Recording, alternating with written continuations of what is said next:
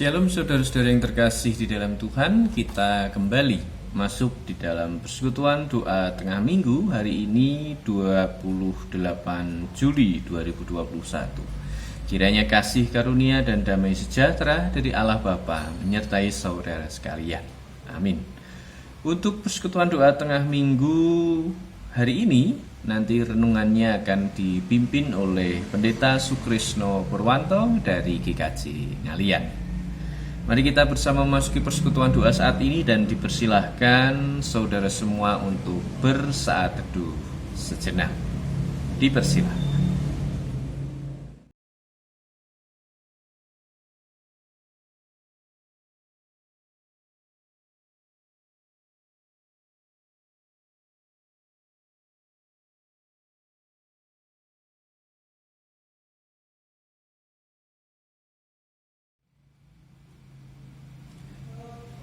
Saat teduh cukup, mari kita bersama awali dengan kita bersama memuji Tuhan. 5 roti dan 2 ikan.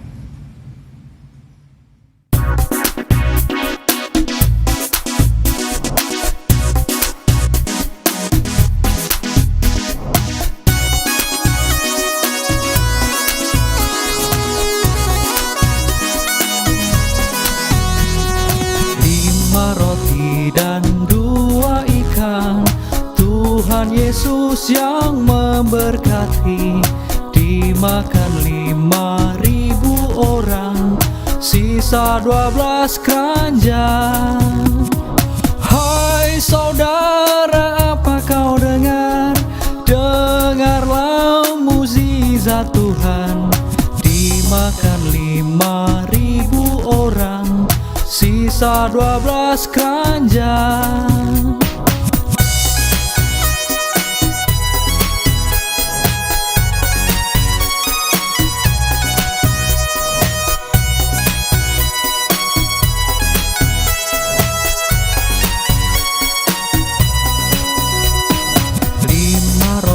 Dan 2 ikan, Tuhan Yesus yang memberkati, dimakan 5.000 orang, sisa 12 keranjang.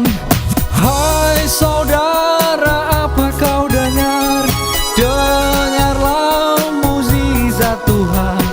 Dimakan 5.000 orang, sisa 12 keranjang. Hai saudara, apa kau dengar? Dengarlah mukjizat Tuhan. Dimakan 5.000 orang, sisa 12 keranjang.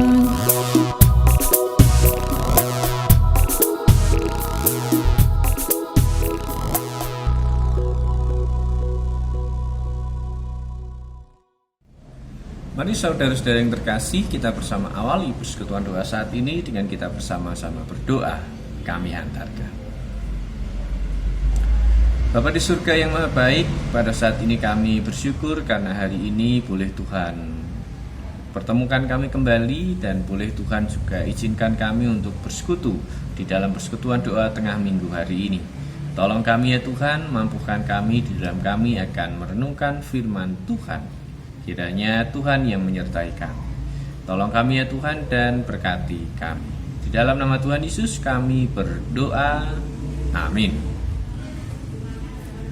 Saat ini kita juga diberikan kesempatan oleh Tuhan untuk mengungkapkan rasa syukur kita kepada Tuhan dengan memberikan persembahan, dan biarlah persembahan ini berkenan di hadapan Tuhan. Persembahan saat ini kita dasari dari Amsal 11 ayat 25. Amsal pasal 11 ayat 25 yang demikian. Siapa banyak memberi berkat, diberi kelimpahan. Siapa memberi minum, ia sendiri akan diberi minum. Mari kita bersama mengungkapkan rasa syukur kita dengan mengumpulkan persembahan sembari kita memujikan pelengkap Kidung Jemaat 146. Bawa persembahanmu.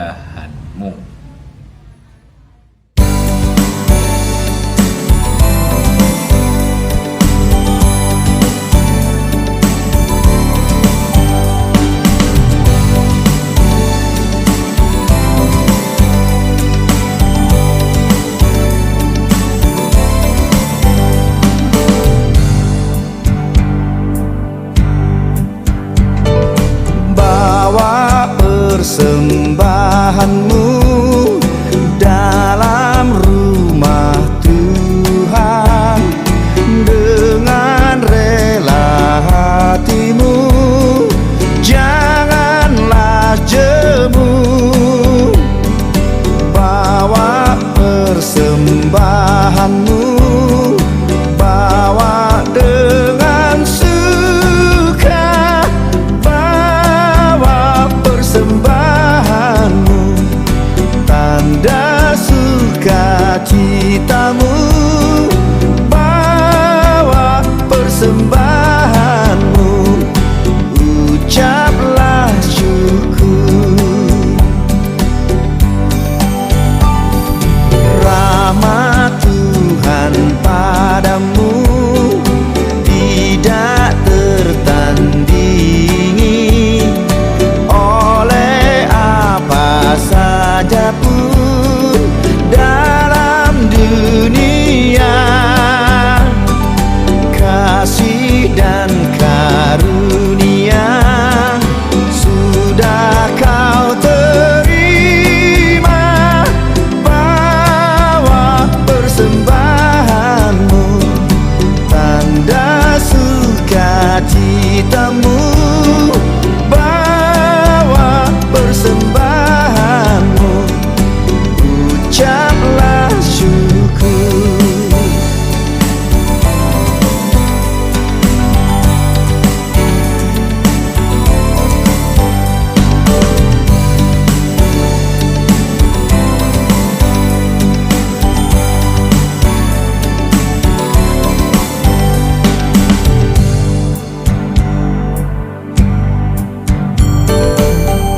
Persembahkan dirimu untuk Tuhan pakai, agar kerajaannya makin nyatalah.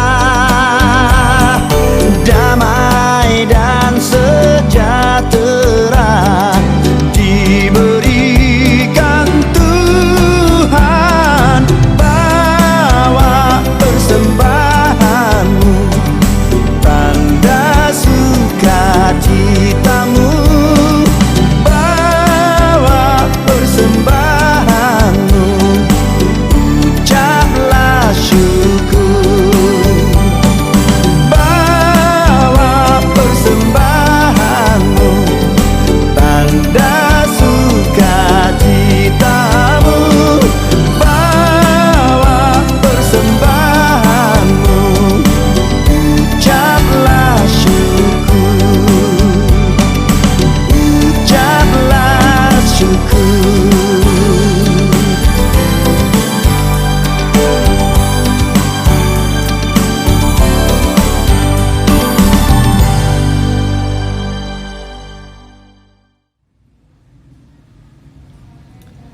Mari kita serahkan persembahan tersebut kepada Tuhan dan kita juga menyiapkan hati sebelum kita merenungkan firman Tuhan melalui doa. Mari kita berdoa. Tuhan Allah Bapa kami, saat ini kami kembali datang menaikkan rasa syukur kami kepadamu. Terlebih kami juga mengungkapkan rasa syukur kami kepada Tuhan dengan memberikan persembahan di dalam persekutuan ini. Biarlah persembahan yang kami kumpulkan berkenan di hadapan Tuhan. Juga kami mohon ampun apabila di tengah-tengah kami memberikan persembahan terselip dosa dan kesalahan. Biarlah Tuhan yang mengampuni. Di dalam nama Tuhan Yesus kami berdoa. Amin. Silakan Bapak Pendeta Sukrisno Purwanto untuk dapat memimpin renungan pada persekutuan doa saat ini. Shalom Bapak, Ibu, dan saudara yang terkasih, salam sejahtera bagi saudara sekalian. Jemaat GKJ Sukorejo yang diberkati Tuhan, pada hari Rabu ini kita akan merenungkan firman Tuhan dari salah satu bacaan leksionari dalam persekutuan doa kali ini. Salah satu bacaan leksionari yang akan kita renungkan untuk hari ini sesuai dengan bacaan liturgi yang ditetapkan oleh Sinode GKJ diambil dari Markus 6 ayat 35 sampai dengan 44. Markus 6 ayat 35 sampai dengan 44 yang demikian. Pada waktu hari sudah mulai malam, datanglah murid-muridnya kepadanya dan berkata, "Tempat ini sunyi dan hari sudah mulai malam. Suruhlah mereka pergi supaya mereka dapat membeli makanan di desa-desa dan di kampung-kampung di sekitar ini." Tetapi jawabnya, "Kamu harus memberi mereka makan." Kata mereka kepadanya, "Jadi haruskah kami membeli roti seharga 200 dinar untuk memberi mereka makan?" Tetapi ia berkata kepada mereka, "Berapa banyak roti yang ada padamu? Cobalah periksa." Sesudah memeriksanya, mereka berkata, 5 roti dan 2 ikan. Lalu ia menyuruh orang-orang itu supaya semua duduk berkelompok-kelompok di atas rumput hijau. Maka duduklah mereka berkelompok-kelompok, ada yang 100, ada yang 50 orang. Dan setelah ia mengambil 5 roti dan 2 ikan itu, ia menengadah ke langit dan mengucap berkat, lalu memecah-mecahkan roti itu dan memberikannya kepada murid-muridnya, supaya dibagi-bagikannya kepada orang-orang itu.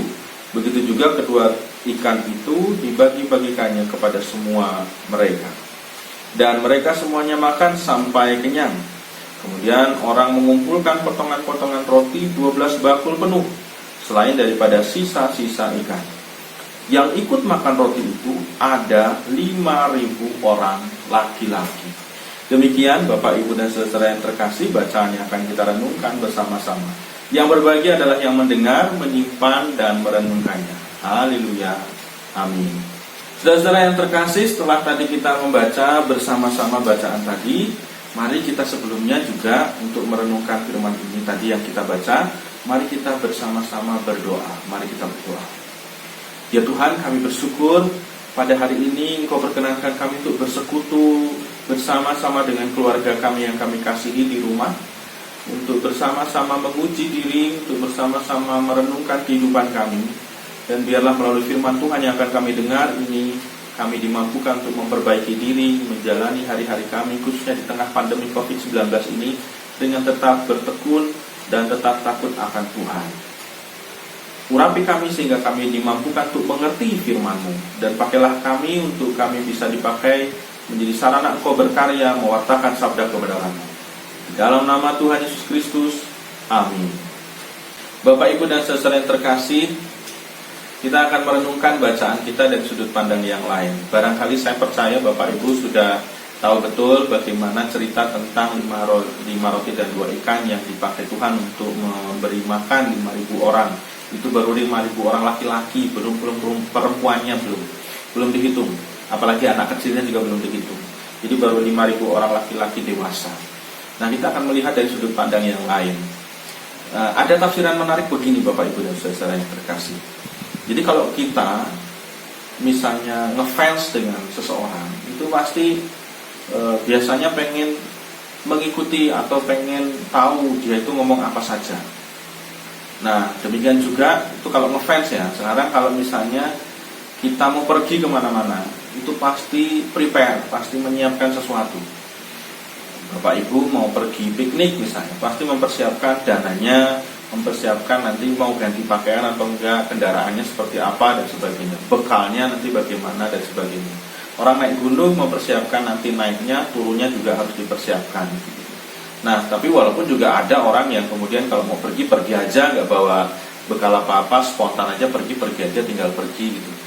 Itu niatnya berpetualang kalau kayak gitu. Berpetualang pun kadang-kadang ada orang yang mempersiapkan segalanya. Tetapi ada orang yang kemudian ya pergi aja. Karena mungkin di sana sudah ada saudara yang nanti tinggal bisa menampung dan sebagainya. Nah, dari sini dengan cara sudut pandang yang itu juga kita akan melihat bacaan kita. Jadi ketika itu Yesus kan tokoh yang sangat fenomenal, tokoh yang sangat mungkin orang ketika mendengar kata Yesus itu wah dia memang orang yang sosok yang mungkin orang jadi penasaran, pengen tahu omongannya itu apa, khotbahnya itu apa, pengajarannya itu apa. Jadi ketika orang-orang ketika itu mendengar bahwa Yesus lewat di daerahnya, tentu wah ini jarang-jarang nih Yesus itu melewati daerah saya. Wah, saya pengen mengikuti. Ternyata ketika keluar, ternyata banyak orang. Waduh, ini juga Yesus biasanya nggak lama ini di kota saya. Hanya sebentar aja ini, cuma lewat aja. Yaudah deh, aku tak ikut. Ada yang kemudian spontan, wah berangkat aja pergi, nanti tinggal kalau udah capek ya pulang gitu. Ada yang spontan gitu sehingga tidak bawa bekal makanan apa-apa. Tapi ada juga yang mungkin berpikiran, wah ini perjalanannya pasti jauh ke kota mana-mana, aku tak bawa bekal, apalagi anak istriku ikut. Pasti nanti kalau anak-anak nggak dikasih bekal nanti rewel, udahlah bawa bekal aja, persiapan, nggak khawatir ditinggal, karena kan banyak orang nanti bisa ketahuan arahnya kemana dia perginya, banyak orang yang mengikuti dia. Maka bisa jadi ada orang yang kemudian mempersiapkan bekal ketika dia mau mengikuti Yesus kemana Yesus pergi. Dia mempersiapkan bekal dan akhirnya pergi melakukan perjalanan mengikuti Yesus. Nah dari sini Bapak Ibu dan Saudara, kemudian cerita berlanjut, kita tahu apapun yang dilakukan Tuhan Yesus itu diperhatikan gitu. Yesus mau melakukan apa, diperhatikan. Yesus mengajar apa, didengerin betul, di rumah kita mana gitu ya. Didengerin betul apa ajarannya Tuhan Yesus. Dan Yesus melakukan apa itu juga diperhatikan betul apa yang dia lakukan. Sampai suatu ketika ada tiba saatnya untuk kemudian beristirahat, tiba saatnya untuk kemudian jeda gitu ya, tidak lagi mendengarkan apa yang dikatakan Yesus. Yesus sudah capek ngomong dan hari sudah mulai larut. Orang-orang kemudian khususnya para murid berpikir, wah ini gimana ini cara ngasih makan ya? Dan kalau dari sudut pandang yang mengikuti Yesus, mereka juga berpikir, anakku yo luwe, bojoku yo luwe, aku yo luwe, saya juga lapar. Tapi kalau saya mau ngasih makan, mau buka bekal, nggak enak dong. Yang lain pada nggak bawa bekal, atau yang lain pada nggak buka bekal. Masa saya makan sendiri, keluarga saya makan sendiri, nggak berbagi. Nah, jadi aduh nanti dulu kalau saya bagi nanti anak-anak saya, keluarga saya nggak cukup dong. Nanti dulu deh. Orang kemudian ragu-ragu mau membuka bekal. Yang nggak bawa bekal juga gitu, aduh gimana ya, saya nggak bawa bekal nih, lapar, tapi eman-eman kalau saya meninggalkan rombongan ini, kemudian saya ke kota, kalau ternyata saya ditinggal, wah gimana juga. Jadi situasinya bisa digambarkan demikian. Lalu ketika mereka melihat ada anak kecil yang memberikan 5 roti dan 2 ikan diberikan kepada Tuhan Yesus, di situ orang banyak memperhatikan demonstrasi yang luar biasa yang dilakukan Tuhan Yesus, yaitu Yesus memecah roti, 5 roti itu, dan mungkin ketika itu paling akan dimakan Tuhan Yesus sendiri, atau setidaknya hanya dibagi dengan para muridnya saja. Ya sudah deh, kalau Yesus saja makan, saya juga makan deh. Baru berpikir, saya juga makan deh. Tapi ketika melihat Yesus memecah-mecah roti, dibagikan kepada para murid, dan yang lain tidak dia makan sendiri, ini yang kemudian di luar perkiraan mereka. Wow, hanya 5 roti dan 2 ikan, Yesus tidak bawa bekal apa-apa. Mungkin sewajarnya adalah ini akan dimakan Yesus sendiri, tetapi ternyata malah dibagikan kepada orang lain yang belum dapat atau yang belum membawa makanan, tidak membawa bekal makanan. Dan menariknya ketika orang banyak melihat itu, justru itu yang membuat orang tergerak hatinya untuk, wah Yesus saja yang rotinya terbatas dibagi ke orang lain. Ya malu dong, masa saya enggak. Makanya kemudian akhirnya para murid diperintahkan Yesus untuk membagi dalam kelompok-kelompok 150 orang gitu. Nah di dalam kelompok itu orang kemudian mulai membuka bekalnya dan membagi bekalnya kepada yang lain yang tidak membawa bekal. Nah ada tafsiran seperti ini yang demikian Bapak Ibu yang menarik. Dan menariknya ketika dikumpulkan kan ternyata sisa 12 bakul. Saya nggak tahu bakulnya itu seberapa gitu ya, apakah segini atau seberapa, tapi itu sisa 12 bakul rotinya. Nah tentu ini tafsiran yang menarik Bapak Ibu yang bisa kita perhatikan. Barangkali muncul pertanyaan, wah ini tafsiran kayak gini ini sangat tidak masuk akal. Tafsiran kayak gini nih kayak menafikan atau tidak mengakui kemukjizatan Yesus. Yesus kan Tuhan, pasti bisa lah melakukan mukjizat, memecah roti 5 roti untuk mencukupi 5.000 orang bahkan lebih, dan itu tidak habis-habis, pasti bisa lah. Kalau tafsirannya kayak gitu, berarti itu tidak mengakui atau tidak memberi ruang terhadap kemukjizatan Yesus, ketuhanan Yesus. Ini tidak bermaksud demikian Bapak Ibu.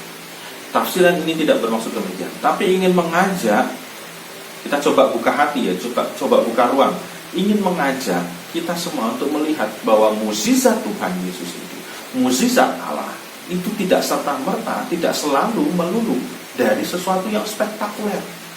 Justru dari sesuatu yang sederhana itu juga mukjizat. Dan menariknya Bapak Ibu dan Saudara, kalau peristiwa memecah roti dan membagikan ikan ini dilakukan orang selain Yesus, belum tentu itu diikuti. Saya bisa membayangkan, Bapak Ibu dan Saudara, kita juga bisa membayangkan kalau itu dilakukan oleh pendeta, misalnya memecah roti, membagikannya, belum tentu orang lain kemudian mengikuti. Tapi Yesus bisa membuat orang lain mengubah hati. Dan luar biasanya itu direspon oleh orang banyak. Direspon dan dilakukan, diikuti, diteladani apa yang dilakukan Tuhan Yesus. Jadi justru ini mukjizat yang belum tentu orang bisa melakukan. Belum tentu manusia biasa bisa melakukan. Hanya Tuhan Yesus yang bisa melakukan itu. Nah, dari tafsiran ini Bapak Ibu kita bisa merefleksikan demikian. Yang pertama, betapa ternyata dalam kondisi kepepet, mau bagaimanapun juga, itu bukan jadi alasan untuk kita tidak berbagi. Yesus juga dari 5 roti dan 2 ikan yang dia punyai, yang hanya dia dapat, itu juga dibagikan ke orang lain. Dan akhirnya ternyata menjadi mukjizat yang luar biasa. Mukjizat yang ternyata ketika membuat orang lain berbagi juga, dan membuka hati untuk berbagi juga. Maka yang pertama Bapak Ibu dan Saudara, berbagi itu tidak perlu menunggu kita berkelebihan. Berbagi itu tidak menunggu kita berturah-turah gitu ya. Orang Jawa mungkin nggak pas kata berturah-turah itu apa. Berkelebihan gitu. Tidak menunggu kita berkecukupan. Tapi berbagi bisa kita lakukan kapan saja, di mana saja, dengan apa yang kita punya. Dan kita percaya Tuhan Yesus akan mencukupkan kebutuhan kita selanjutnya. Itu yang pertama. Yang kedua Bapak Ibu dan Saudara yang terkasih, kita mengalami pandemi COVID-19 ini sudah 1 tahun lebih, sudah 1,5 tahun malah. Dan seringkali kita lihat orang yang kena COVID itu gejala umumnya adalah hilangnya penciuman dan indera perasa. Nah, dengan gejala umum COVID kayak gini, jangan sampai gejala ini juga mematikan hati kita, menghilangkan hati dan kepedulian kita kepada sesama. Sehingga dalam pandemi kayak gini, ketika kita belajar dari peristiwa 5 roti dan 2 ikan ini, kita juga diajak untuk tidak mematikan rasa kita, kepedulian kita kepada orang lain dengan mau berbagi dengan sesama yang membutuhkan, lintas batas gereja, lintas batas keimanan. Gak perlu melihat agamanya apa. Jangan sampai COVID ini membuat kita kehilangan rasa iba, rasa peduli, rasa berbagi. Sudah indera perasa kita mati ketika kena COVID, jangan sampai indera yang lain juga, rasa kita, hati kita mati. Ini yang kedua. Yang ketiga Bapak Ibu dan Saudara, saya dapat cerita dari istri saya. Jadi ceritanya di apotek, di sebuah apotek itu ada orang yang kemudian mencari sebuah obat yang dirasa dibutuhkan ketika nanti kena COVID. Ini obatnya bisa pakai ini, nanti bisa membantu pemulihan. Nah, pemilik apotek itu bertanya, "Bapak kena COVID?" "Enggak sih," jawab pelanggan itu, "cuma mau buat jaga-jaga." Nah, pemilik apoteknya bilang, "Pak, kalau Bapak tidak kena COVID, minta maaf, mending gak usah beli. Jadi mending biarkan orang yang memang kena COVID itu membelinya. Kalau hanya buat jaga-jaga, mending gak usah, kasihan, karena obat ini mulai langka, mulai susah dicari, mulai susah di stok gitu ya, maksudnya dibeli, mulai susah. Lah nanti saya gimana kalau saya kena COVID?" Lah kalau kena COVID baru cari obat ini. Loh, justru supaya saya tidak kena COVID kan ini buat jaga-jaga, buat proteksi. Kalau buat proteksi dan jaga-jaga, mending Bapak pakai masker, jaga jarak, dan tidak berkerumun. Gak usah pergi kalau gak penting-penting. Gak usah pergi kalau hanya untuk kemudian kayak nongkrong-nongkrong. Itu berjaga-jaga, itu berproteksi Bapak. Jadi jangan beli obat ini kalau Bapak tidak kena COVID. Dari cerita ini apa Bapak Ibu? Disangkut pautkan dengan bacaan kita. Kita seringkali hanya ego memikirkan diri sendiri. Seperti tadi bawa bekal ini mungkin kita juga mikirkan, wah ini hanya cukup untuk jaga-jaga untuk kalau saya lapar. Tapi jangan sampai COVID ini betul-betul mematikan indera hati kita, perasaan kita yang kemudian hanya beregois memikirkan kepentingan diri sendiri. Nah, kiranya dari refleksi ini memampukan kita untuk bisa menguji diri, memperbaiki hidup kita seturut dengan kehendak Tuhan. Tuhan Yesus memberkati saudara sekalian, jemaat GKJ Sukorejo yang terkasih. Amin. Bapak, Ibu, dan saudara yang terkasih, setelah tadi kita merenungkan firman Tuhan, mari saat ini kita berdoa. Ya Tuhan, kami bersyukur pada hari ini Engkau perkenankan kami untuk mengikuti persekutuan doa secara online dengan bersama-sama jemaat GKJ Sukorejo. Saat ini kami diingatkan melalui bacaan kami bagaimana kami tidak mati rasa kami, mati kepedulian kami, seperti COVID yang mematikan indera perasa kami untuk beberapa waktu. Biarlah kami tetap peduli, biarlah kami tetap berbagi, biarlah kami tidak egois dengan diri kami sendiri, tapi kami mau peduli dengan sesama kami. Dan tidak menunggu untuk kami berkelebihan agar kami bisa berbagi. Tapi apa yang ada pada diri kami, biarlah kami juga berbagi. Karena kami percaya juga Engkau akan mencukupkan setiap kebutuhan kami. Oleh karena itu kami serahkan jemaat GKJ Sukorejo ke dalam tangan kuasa-Mu Tuhan dalam bersama-sama menjalani dan menghadapi pandemi COVID ini, dimampukan untuk menghadapinya dengan tetap berpegang teguh dan percaya kepadamu bahwa Engkau akan memulihkan bangsa kami. Dan di tengah kami berbagi dengan sesama, kami juga percaya Engkau juga mencukupkan kebutuhan kami ketika kami berbagi dengan sesama. Mampukan kami Tuhan untuk bisa menghayati firman. Dan kami serahkan para pelayan-Mu, jemaat GKJ Sukorejo, mulai dari pengatua, pendeta, diaken. Tuhan berkati pelayanan gerejawi, dan biarlah pelayanan gerejawi yang akhirnya harus banyak terhambat karena pandemi COVID ini juga tetap bisa dirasakan di masyarakat, sehingga pelayanan gerejawi yang diprogramkan atau yang secara spontan harus disesuaikan bisa dirasakan di tengah masyarakat melalui setiap pelayanan-pelayanan yang diberikan. Tuhan, kami juga mendoakan secara khusus Pendeta Ari Kristianto yang Tuhan berkati dan urapi untuk melayani Engkau di tengah-tengah jemaat GKJ Sukorejo. Mampukan saudara kami, Bapak Pendeta Ari, untuk melayani dengan penuh kerendahan hati dan dengan penuh kesabaran dan hikmat dari Engkau. Keluarga yang mendukung kiranya juga Engkau berkati dan urapi, sehingga menjadi penghiburan, menjadi kekuatan dan sukacita tersendiri bagi Bapak Pendeta Ari ketika di tengah-tengah pelayanan. Tuhan, kami juga berdoa untuk jemaat yang juga hidup bergereja di GKJ Sukorejo. Tuhan, urapi dan berkati di tengah pandemi COVID-19 ini, di tengah situasi sulit ini, biarlah tidak kehilangan pengharapan. Pergumulan jemaat terkait sakit penyakit yang diderita, yang tidak dapat kami sebutkan satu persatu, saudara kami yang sakit ini, Tuhan juga urapi. Saudara kami yang harus isolasi, Tuhan beri kesabaran menjalani setiap tahapan isolasi, dan biarlah juga obat-obatan yang diminum juga menjadi sarana penguatan, sarana kesembuhan. Saudara kami yang lanjut usia, para orang tua kami yang kasepuhan yang tidak dapat kami sebutkan satu persatu, Tuhan urapi, Tuhan berkati, sehingga di tengah usianya yang lanjut, imannya dapat senantiasa dikuatkan. Tuhan, bangsa dan negara kami dengan segala kepemimpinan dari bangsa kami juga kami serahkan ke dalam tangan kuasa-Mu. Biarlah Tuhan, para pemimpin bangsa kami tidak mengambil keuntungan dari pandemi ini, tetapi bersama-sama bahu-membahu menghadapi pandemi ini, sehingga terciptalah keutuhan bangsa. Biarlah pandemi ini juga tidak dipolitisir demi keuntungan masing-masing golongan yang hanya untuk keuntungan sesaat, tapi biarlah semua unsur elemen bangsa berpikir untuk kesatuan bangsa, keutuhan bangsa, dan bagaimana melewati pandemi COVID ini dengan baik.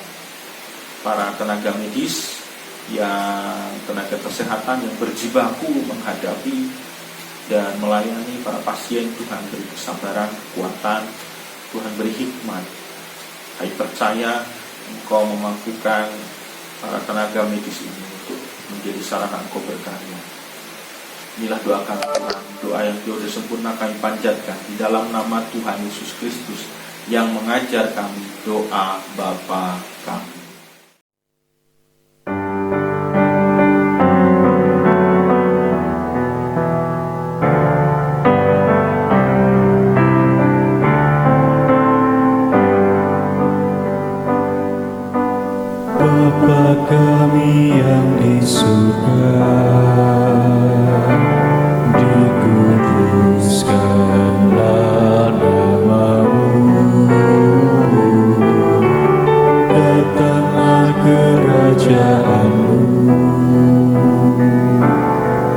jadilah kehendak-Mu di bumi seperti di surga. Berilah kami hari ini makanan secukupnya, dan ampuni salah kami seperti kami ampuni orang yang bersalah pada kami. Jangan membawa kami ke dalam pencobaan, tapi lepaskan kami daripada yang jahat, sebab Karunia